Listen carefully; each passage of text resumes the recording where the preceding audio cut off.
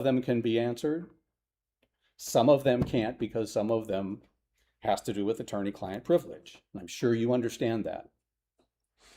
I've done my best to add information that was already public information that was not part of any necessary update because all of that information has been presented before.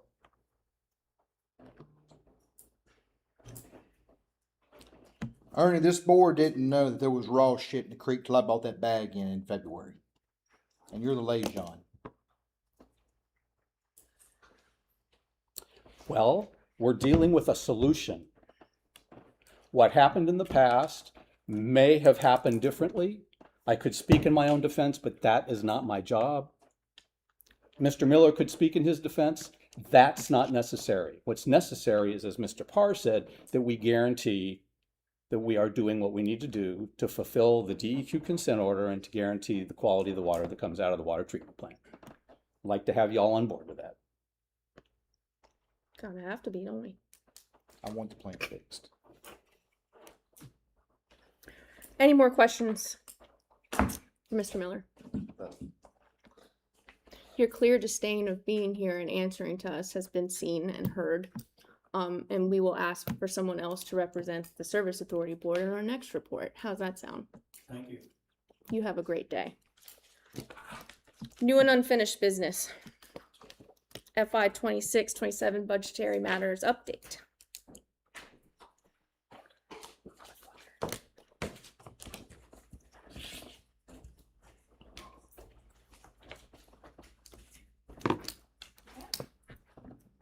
Good afternoon. As the board is aware, there have been some updates since the state's adopted the budget that has resulted in some items requiring further budgetary consideration by the board. The board is in receipt of a letter from the Nelson County School Board respectfully requesting further consideration of the FY 2027 budget allocation for the school system. In that letter, they have outlined reductions required for consideration because of, or as a result of, the state funding reductions as well, and the local allocation of funds. All these potential reductions are included in the letter, notably no cost of living adjustment or step increase for school employees, despite the county budget including a 2% COLA for county employees. They note a 2% increase would cost around $240,000. That is, for each percentage, $121,426 rounded up, and $60,714.29 for the step increase. No funding for anticipated health insurance premium increases, elimination of the early retirement incentive program, leaving current teacher vacancies unfilled at the high school, middle school, and Rockfish Elementary School. Continuing to leave the clerk of the board administrative assistant position vacant with duties absorbed by existing staff with no additional compensation. Leaving custodial positions unfilled despite increasing challenges in recruiting and retaining employees. Notably, several former school division employees have accepted accounting positions, citing higher pay and less physical labor. Reducing or eliminating programs and initiatives that support student achievement and division operations. Provided in your packet is the letter and also a recent budget presentation by the division superintendent, Dr. Hester, on June 30th, 2026 at that school board meeting. We do have school division staff and board members here to answer any questions you may have about the request as you all discuss this request. And I'm happy to answer any questions as well. Before you step down real quick, Yes. to remind this board, the state has set aside money for is it 3.5% increase? No, they have set aside monies for a 4% increase. Okay. And we budgeted a 2% increase for county staff. Yeah. And then following, as you'll hear more about later, following the state's adopted budget, they included a 3.5% cost of living adjustment for state funded offices such as Sheriff's Department, Commissioner of Revenue, Treasurer, etc. So we will be presenting, something to the board requesting that we increase that 2% to 3.5%. Sure. Across the board. The only reason why, Madam Chair, is I think some of that from a global sphere, knowing how much money we're talking about, might be pertinent. That is fair. That's the only reason why I asked that. So to bring that number to, to that percentage you just said for the county staff, what's that number? I believe it's around 420. 424, 42A is what I have. Yes. And then for county staff, That would be for 3.5%. that's for 3.5%. Correct. For county staff, I don't have that number in front of me, but we'll be discussing that later in the meeting. It's not, Less than 100,000. yes, Okay. definitely. All right. Okay. So basically, to get the schools to meeting what, of course, the state unfortunately finished their budget about 2 weeks ago. Once again, we're in a situation where we're finishing our budget way ahead of them, and they're once again related to that chart, pulling multiple millions of dollars with plans to pull more millions of dollars in the next couple of years. Once again, put in the same situation I think we have been in on this board my entire tenure. I generally, just speaking to this board, with related to the 3.5%, it is reasonable to kind of look at that number for itself. I understand there's a lot of other things being impacted. With there being state money set aside for the first bullet point, I think that one is the one I would be most interested in trying to resolve. And that, Agreed. I'm just gonna leave it at that. I don't know, Madam Chair, if you wanna just go to ask questions of anybody else, but that's all I have to say at this moment. All right.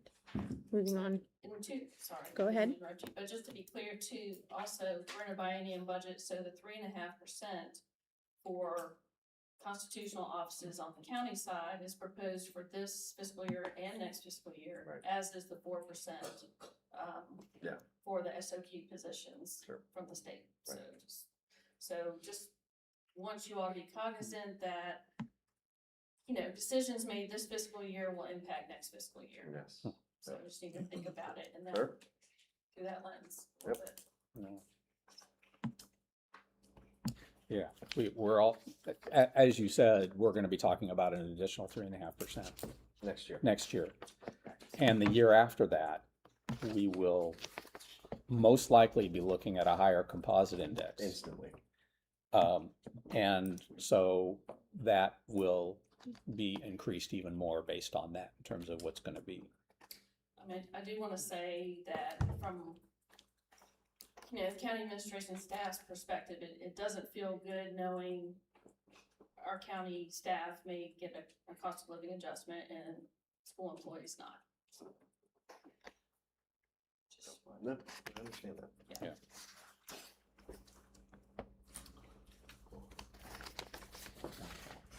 Or 24. Any other questions for Candy?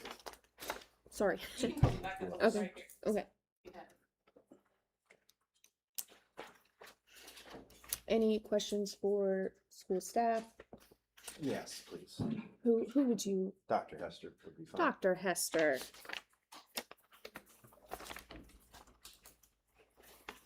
Yeah, I guess Shannon, come on. Are you retiring officially? Not yet.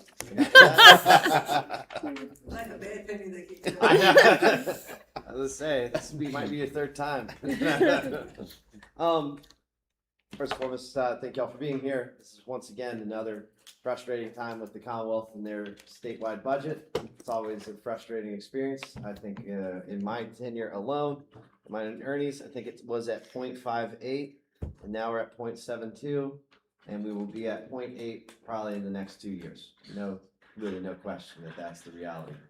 I think one strong encouragement that I have with whatever we do today, and I want to speaking.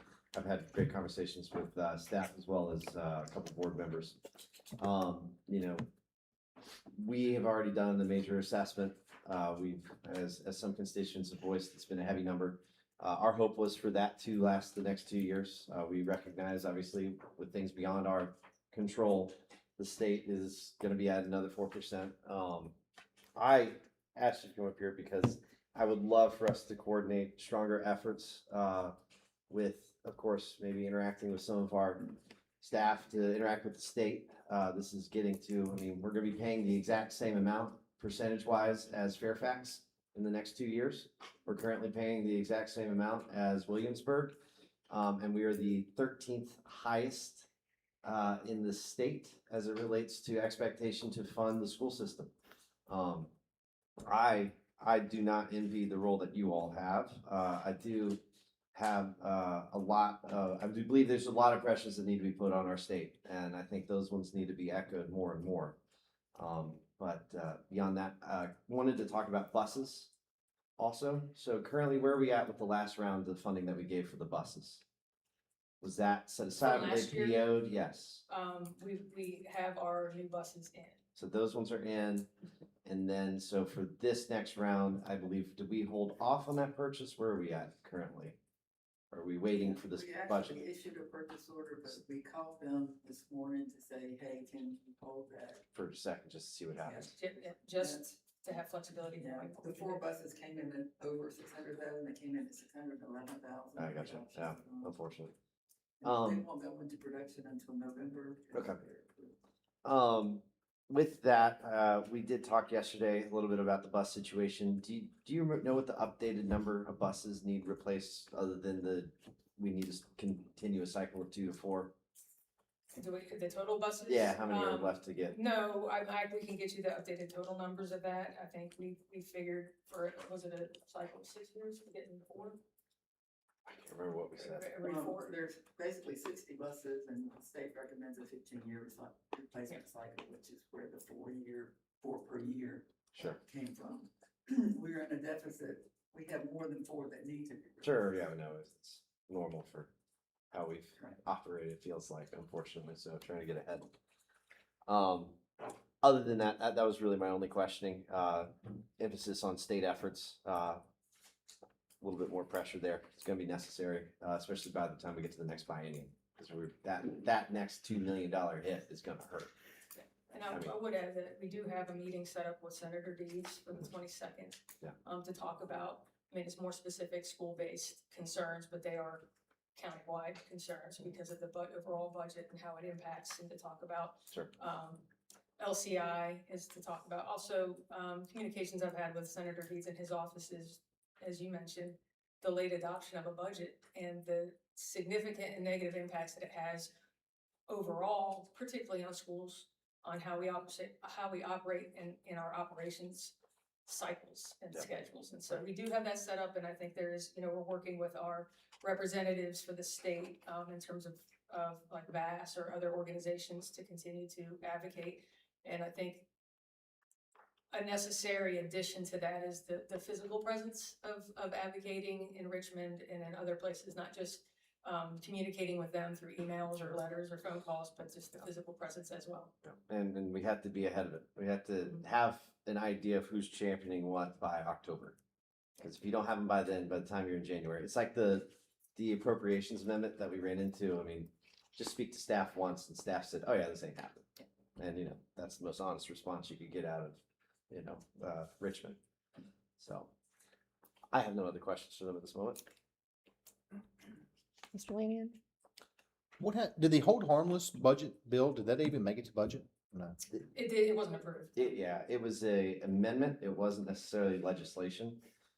It's legislation, kind of. It goes through appropriations. That's the most powerful committee in the Virginia House and Senate.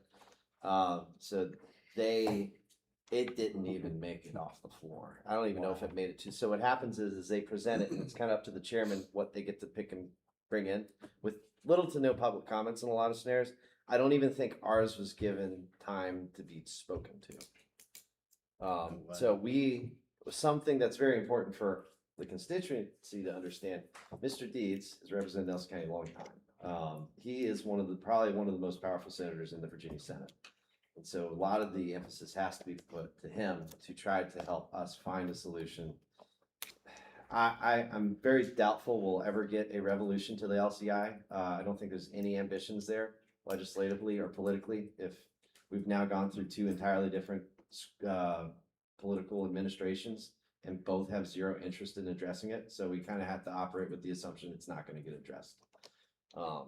unfortunately. And like they said, it's a biennium. So next year, if there is something that can be done, I'm very doubtful. Basically, we have to wait till we get to the next biennium, in which we will be in another assessment right around the corner. And Yeah, that, because it was what, 3.5 million, and then next year was 3.3 or 3.4 million. sorry. Ernie, any questions for school staff?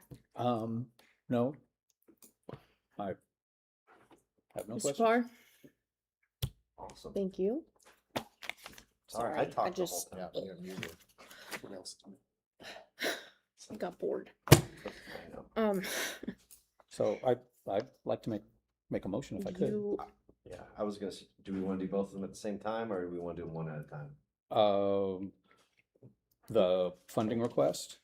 For the schools as well as our county staff, or is that gonna be just two separate? oh, we're I'd like to keep separating. those separate. Yeah. The separate, Yeah. okay. And one other thing I wanted to mention about the 3.5% for, county employees, that's proposed effective August 1st.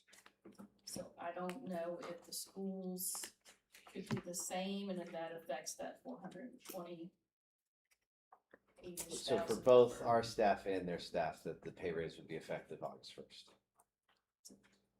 Yeah, ask Dr. Hester, does that affect that number?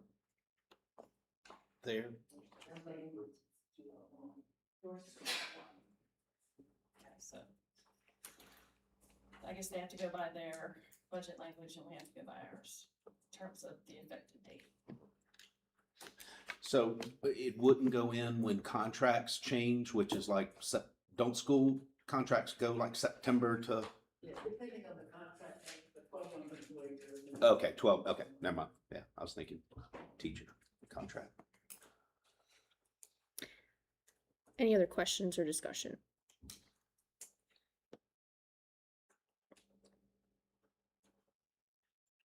Ernie wanted to make a motion. I'm ready to hear one. I'd like to move that the board adopt the staff recommendation to remove the restriction of $600,000 for the buses and allowing the retention of the double appropriation of the school nurse funds to provide $764,935 in additional operating funds. Where's the staff recommendation on The blue ink. ah, On the agenda. Yeah. Second. All right, I have a motion and a second. Any discussion?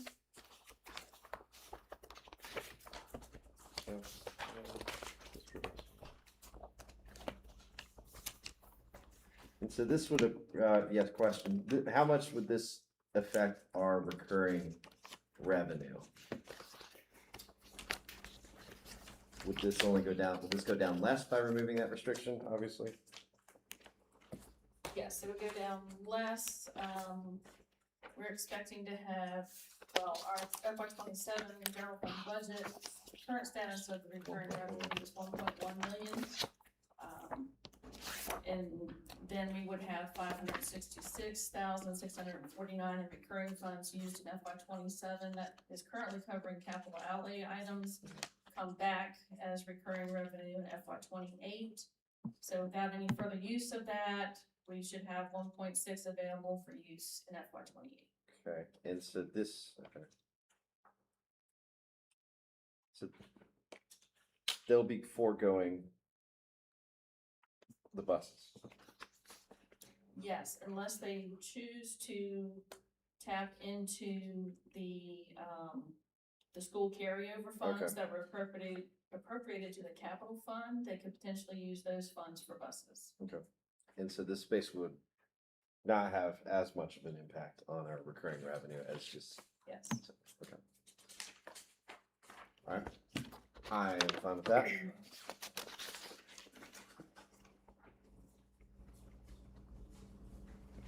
Any other discussion?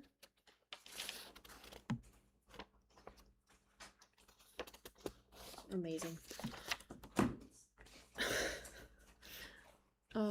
Shall we vote?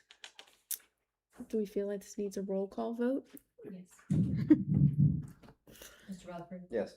Mr. Farley. Yes. Mr. Reed. Yes. Mr. Linehan. Yes. Dr. Liddy. Yes. Thank you. Ms. Moyer's gonna overview the next item. Thank you.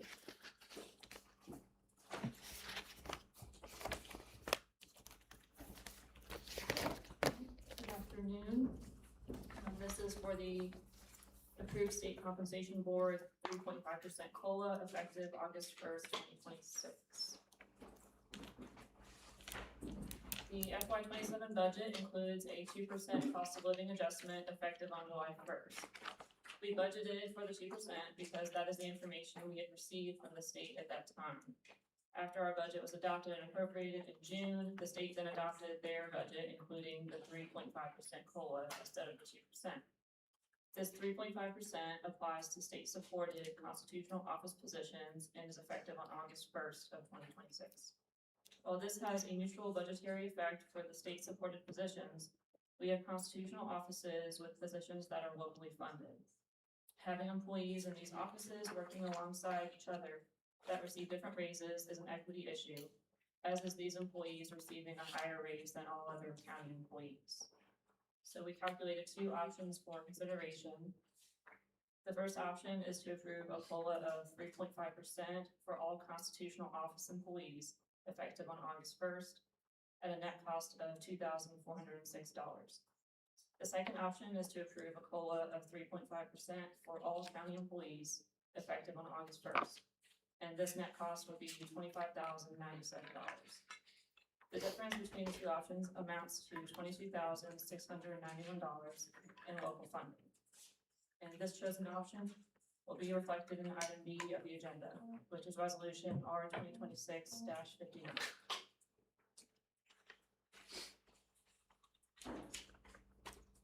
Thank you. Do we have any questions for Grace? Cheap one. It's a cheap one. Truth. I'll entertain a motion. Man. That goes with. I guess if you wanted to formally approve one of these options, you could skip down to item B, which is our salary classification system resolution, in which this percentage would be included. You would either go with option 1 or 2. Which, yes, is reflected, would be reflected. Do all, yeah, we do all employees. So go, scroll back up. Option 2. All right. Madam Chair, Yes. I move we adjust the employee salary adjustment benefit cost implementation to option 2, 3.5% for all employees. Second. I have a motion and a second. Was that defined enough Do you want for you more all? than As that? long R as there has. 2026-59, option 2. Okay, we have a motion and a second. Any discussion? Hearing none. I guess we'll roll call vote this too. Mr. Reed. Yes. Mr. Park. Yes. Mr. Rutherford. Yes. Mr. Linehan. Yes. Dr. Liddy. Yes. So that was R 2026-59. 9, yes. We just jumped. Okay. That's what I thought. Yeah, You like that? Thank you. yeah, we just did All right, 59 we'll go- with option 2. Yeah. Let's talk about a referendum. Would you like to take a break? Who's mad? Okay, we're gonna take a 5-minute Good answer. break. Yes. Actually, 8-minute break.